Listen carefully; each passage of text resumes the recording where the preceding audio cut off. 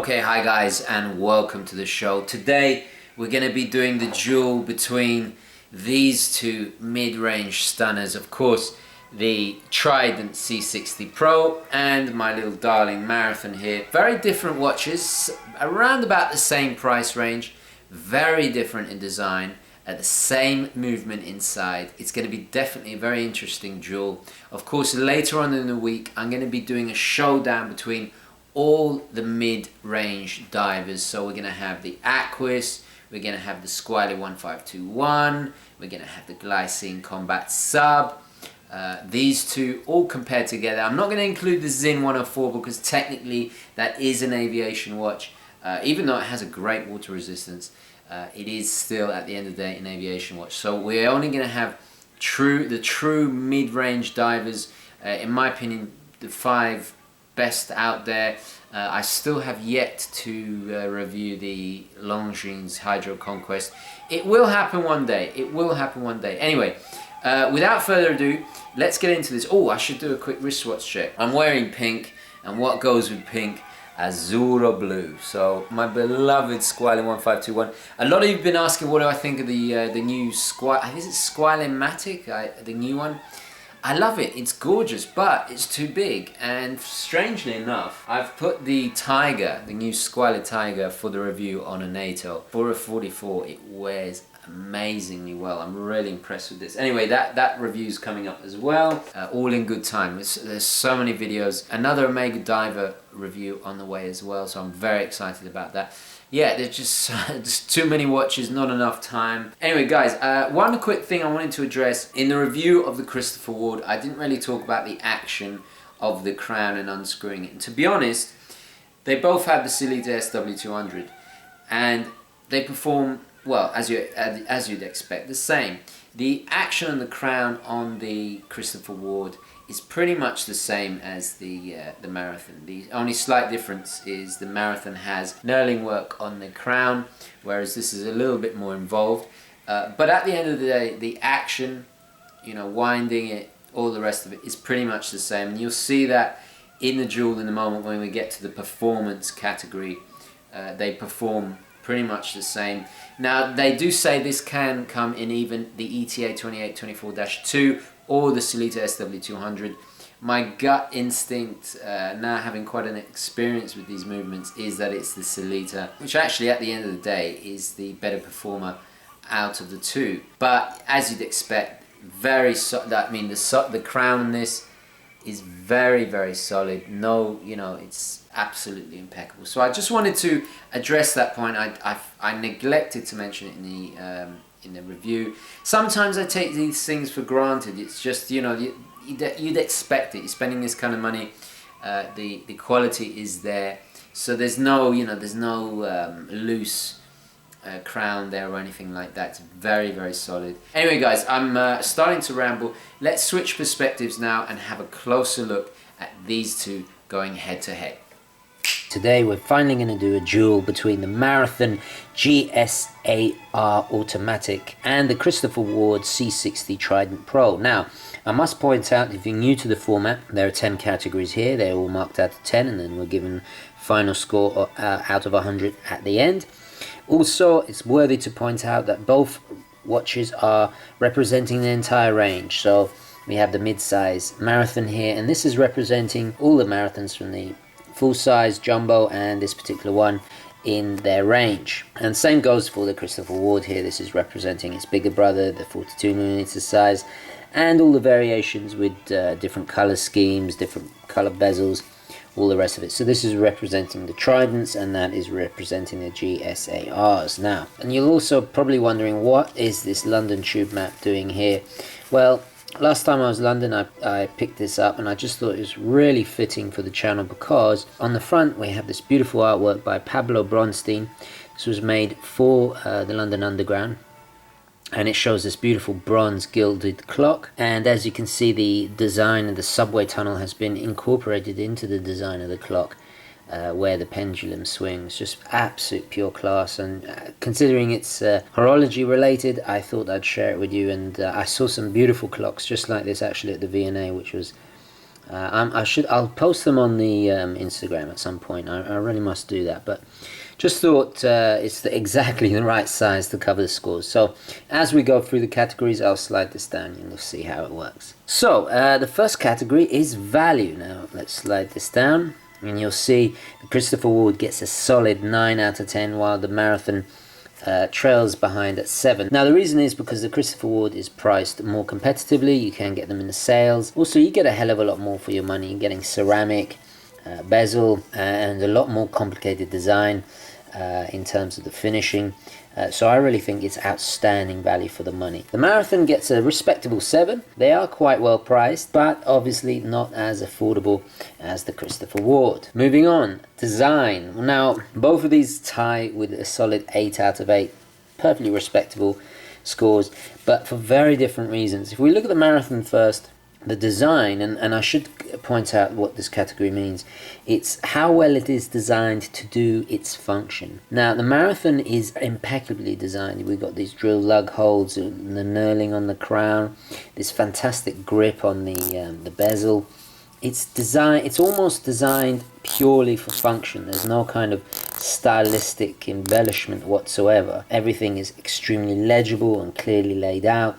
Everything from the tritium, you know, it's designed for task. Doesn't get a full marks because there's no kind of stylistic flair, which we'll get to later in the star category. The Christopher Ward, however, is very well designed to do its task. It's more about style rather than function.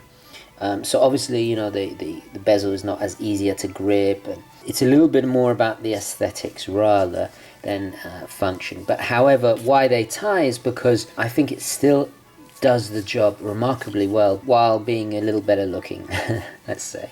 So I think they tie there. Moving on, movement. Now they both get a 7. These are both Sellita SW200s, and there's nothing really to write home about. They get a respectable 7, very economical to service, reliable, but yet nothing amazing. They're clones of the ETA 24-2. They pretty much tie exactly here, and I would have given more had they been more modified or perhaps more carefully regulated, but you just get the bog standard SW200, so nothing really amazing, but at the same time very reliable, and they do the job.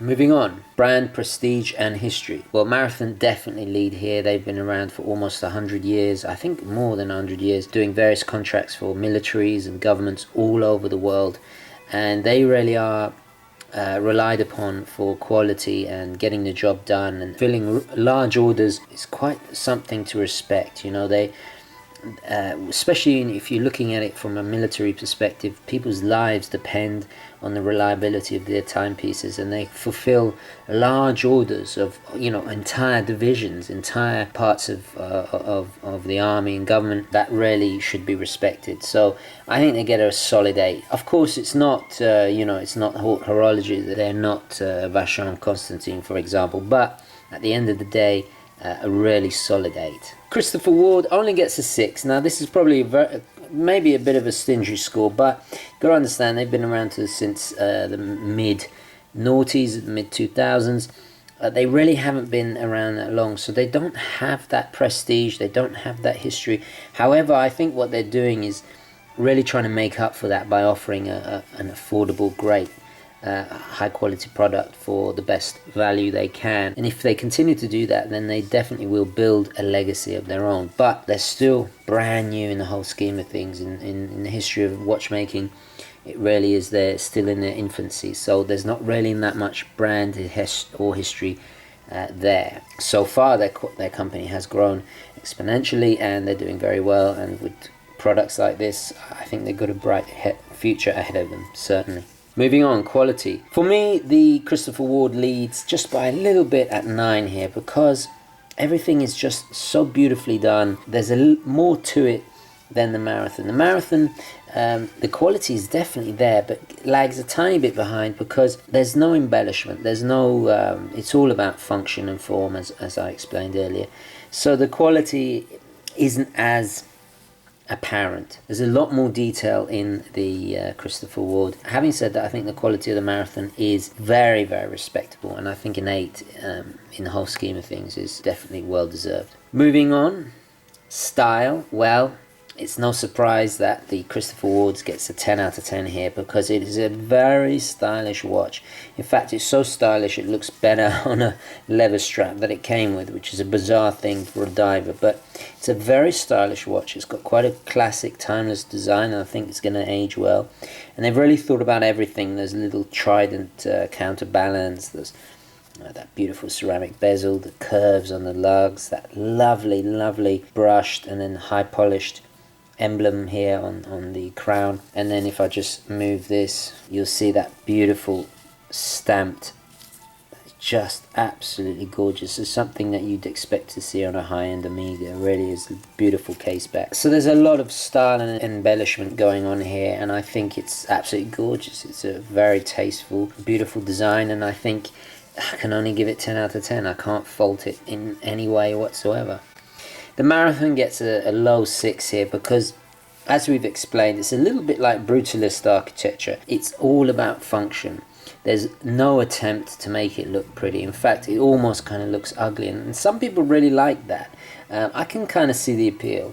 It's very militaristic. It's got this kind of harsh edges to it, and it's just all about ergonomics. There's no side crown. The back is just bland. It's just like, it's just standard military basic information. It kind of reminds me of like dog tags, just your blood type, that kind of thing. There's none of the embellishment that we see in the Christopher Ward. So stylistically, it gets a low score. However, some people really like this aesthetic, and I can see the attraction. Stylistically, we have to mark it down because realistically, it's not, it's not the best looking watch in the world. There's no ostentatious stylistic design flair or anything like that going on here. Moving on to versatility. Now, this is how the watch looks on different straps, dressing it up, what you can wear with it, different situations, going to a formal dinner, all the rest of it. Again, versatility, the Marathon doesn't score highly here because it's so austere and functional in its look that doesn't really look good dressed up with formal wear. It's something that you either wear with a military uniform, going into battle, that kind of thing, or operating machinery or doing some kind of really macho, masculine job, then of course it looks at home. But if you were wearing a tie and shirt, it just wouldn't go. So its versatility is not that great. Also, you can't really wear something as functional looking with a leather strap. Whereas the Christopher Ward here has the opposite problem. It's so elegant and so kind of smart that it almost looks better with a leather strap, which is for a diver. Again, it's a little bit bizarre, but it does, I can't deny it. It's such a kind of elegant and rather delicate design that it looks better dressed up. But again, you can put it with a nice rubber strap or NATO. It looks just as good. So actually, the kind of the opposite problem here. This lends itself more to dressing up smart, I would say. But a very respectable 8. Just to give you an example, a 10 out of 10 would be something like a Speedy, where it just looks good on practically anything. So just to give you an idea of the scores there. Okay, moving on. Durability. Well, it's no surprise that the Marathon gets a 10 out of 10. This thing is built like a tank. Looks like a tank. It's built like a tank. It can take a knock.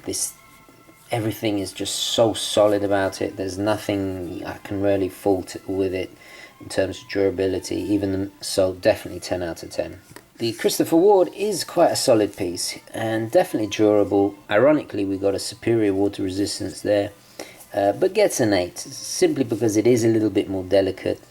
We have got that ceramic bezel which actually is scratch resistant more so than the bezel in the Marathon. So a respectable 8 there. Okay, performance. They tie here in performance. We got the same movement in here, so basically they're performing the same. Where they do differ though is the loom shot. So let's just quickly change to a loom shot. Now, as you can see, the Christopher Ward on the left is brighter, but it fades because obviously it's just lumen over. It's just applied lumen over. But the Marathon is very, very tiny, but In pitch dark, it stays constant because of, obviously, it is tritium. I know it doesn't look as bright here, but I think actually it is the better lume because the Christopher Ward's been in the sunshine. It's shining bright now, but it will lose its brightness over time. So depends. If you want something that lasts a couple of hours, maybe half the night, then the Christopher Ward. But this one just stays on shining all the time and doesn't fade, so it really is a matter of preference. So there's your comparative lume shot. Let's take it back to the studio. Okay, welcome back. So as you can see, the lume is pretty different, but regardless, I think they perform about the same. It's down to preference, I think, at the end of the day. Okay, moving on. The X factor, that inexplicable special feature that is undefinable or indefinable, I can never remember which one, the thing that sets it apart from other watches. I would say it goes to the Marathon because of its kind of brutal militaristic aesthetic. It has something special about it. It does have a Marmite effect. Some people really don't like this watch. I do, because it's just so different, very unique, and because of this kind of tough look, it makes it that much more special. And I think some people are really drawn to that. It's all about business. So I definitely give the edge to the Marathon here. The Christopher Ward gets a respectable 7. At the end of the day, it's quite conservative, careful design. There's nothing really that pops out, that screams at you. Very subtly done, tastefully done, of course, very classic looking. But at the end of the day, you know, you have to kind of put it on a bright strap or a bright orange NATO strap to really kind of bring it to life. It's very restrained and conservative in its design. The X factor isn't really there burning strong like some other, like the Squale that just has the X factor in bucket loads, for example. Could almost say a little bit boring, but at the same time it can be an advantage because classic tasteful designs like this do age well. Okay, so let's see what the final score. Well, it's no surprise that the Christopher Ward gets it with a strong, respectable 80. Lagging a tiny little bit behind is the Marathon with 77, and I think that's basically because at the end of the day, the Marathon is more of an acquired taste, whereas the Christopher Ward is just a really good all-round value for money diving watch, middle range diving watch that just offers so much.